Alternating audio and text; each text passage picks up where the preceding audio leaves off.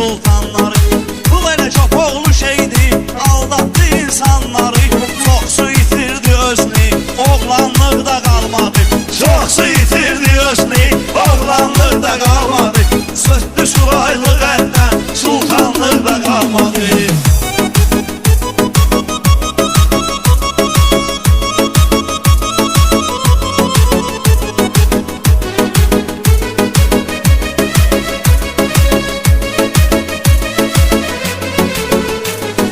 Bayram əmimdir mənim məclisin ağsaqqalı.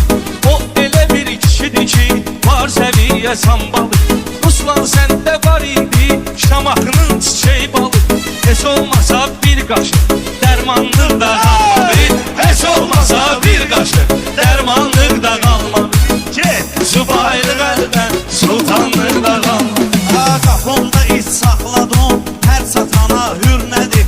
Mənim işim piyadadır, otur başın sürnədir. Danışıq başqa sürəydi, görünüş başqa sürnədir. Şamaxılı mehmanda heç mehmanlıq da qalmadı. Şamaxılı mehmanda heç mehmanlıq da qalmadı. Aylı tekli əldən, tanlıq da qalmadı. Getdi subaylıq əldən, sultanlıq da qalmadı. Sultanlıq da qalmadı. Ruslan sən də bilmirəm, nəcür arzu dilək var.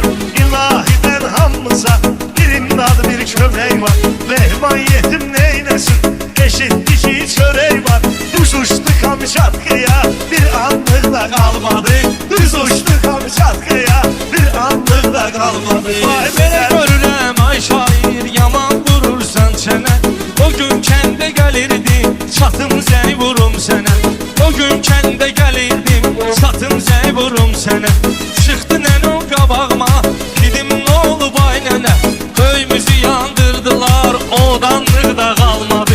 Öyümüzü yandırdılar, odanlıq da qalmadı. Məhməyə meyxana, ürək də burada vardı.